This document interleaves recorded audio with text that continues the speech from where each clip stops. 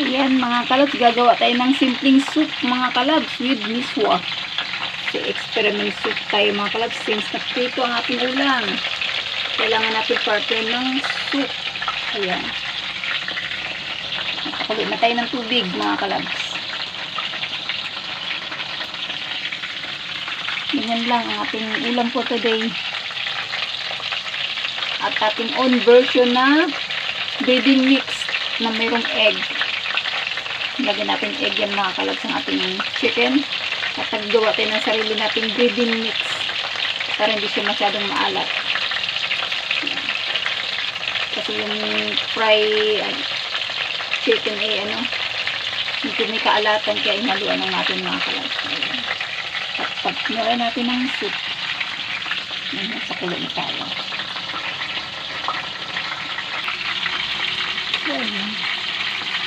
Yung ating rub-in corn, nilagyan natin siya ng malamig na tubig kasi pag hinulog natin siya dun sa medyo kumulo-kulo na yung tubig, mabubuo siya, hindi siya matutunaw kundi mamumuo siya. Kaya bigla natin, buti hindi ko nahulog, bigla ko naisip na hindi siya pwede sa mainit na tubig kasi pag buo, hindi siya matutunaw. Yung buhos natin miswa.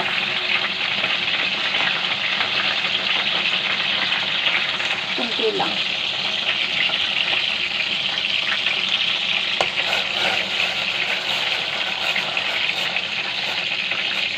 Para lang meron lang sa miswa ba.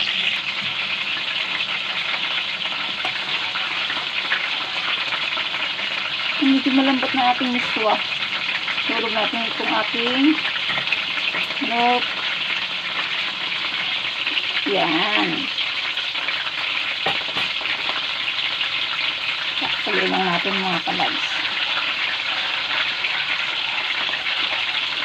Ganyan lang tayo gumawa ng ating madali ang soup.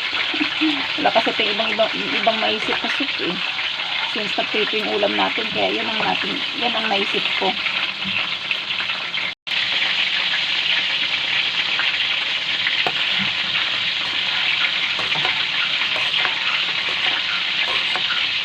Hindi na siya.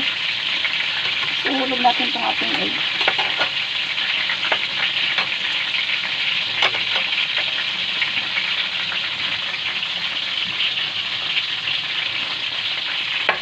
Ayan.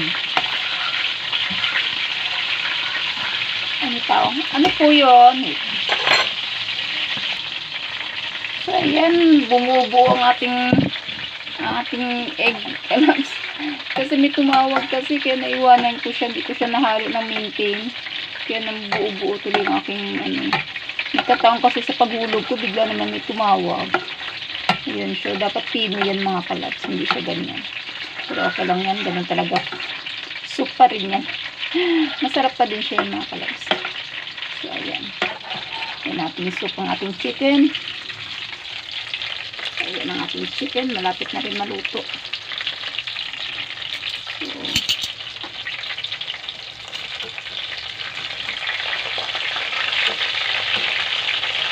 Bango na ating tinintang manok mga kalabs sa patis na may kalamansi. So sarap ang pagkano yan, mabango.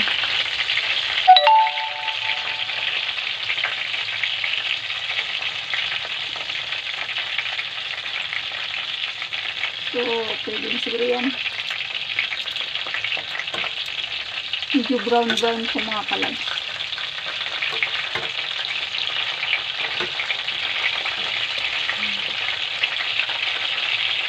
Ito hindi pa masyado, pero ito okay na ito. Ito na ito. Taktak na natin para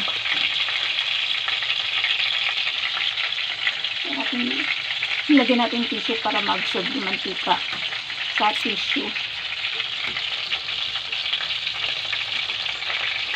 Ganyan po tayo magprito mga kalabs. May tissue para yung mantika ba. Ito na ito.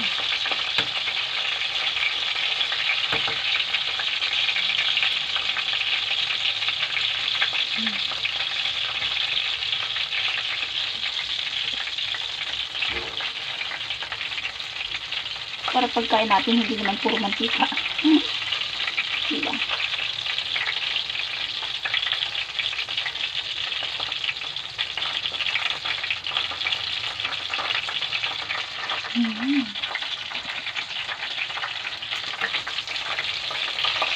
Talagang mahina lang din ang apoy niya mga kalab. Para hindi siya biglang luto ba na hilaw yung loob pero luto yung sa labas. Kaya mahina lang talaga apoy yung ginawa ko siya. Yan, ganda ng kulay. Perfect combination mga kalabs. May soup na tayo. May chicken pa. Happy na ang labs ko. Happy na sa kanyang ulam mamaya. Kasi pinagluto ko siya ng masarap na ulam. Pasimpleng ulam. Rush na soup.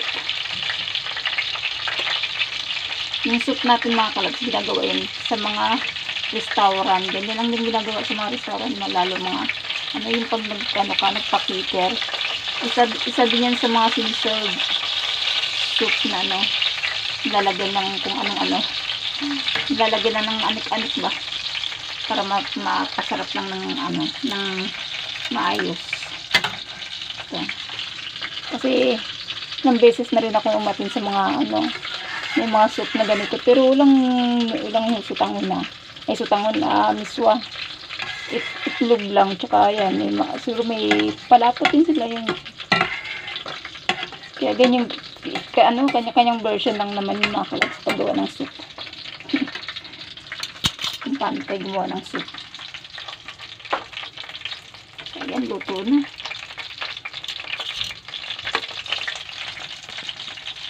Tingnan natin.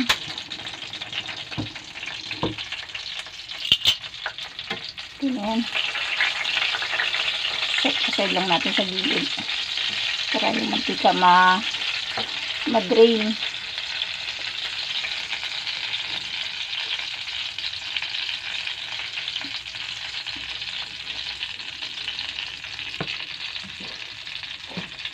Punasan lang natin ng tissue pa yan.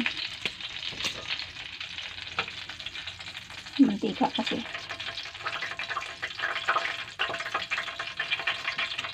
So, ayan. Luto ng ating lunch mga kalabs. So ayan na mga kalabs. Luto ng ating lunch. Ng ating soup na malapot.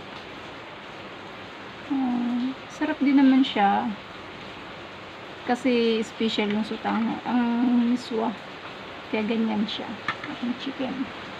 So let's eat mga kalabs. Kain tayo. Kain na tayo kanin. Tama, ang labs ko dumating. Mainit pa yung kanin. Ay kanin, ano namin, ulam. Saktong-sakto. Wala pala tayong sando. Ang aming kanin, isang saingan na yung mga kalabs. Umaga, tanghalian, hapunan ng aming kanin mga kalabs. Dalawa lang kami ng labs ko. Tapos baon pa ng labs ko. Kaya, ano yan? 3-in-1.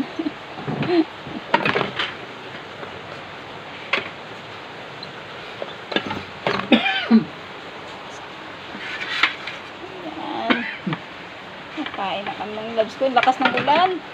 Sinundo ko pang labs ko sa labas. Nang may payong. Wala kasi dalas labs ko payong eh. Alam na tag-ulan eh. Hindi nagdala ng payong. Kaligtaan. Saka kamadali kanina. So,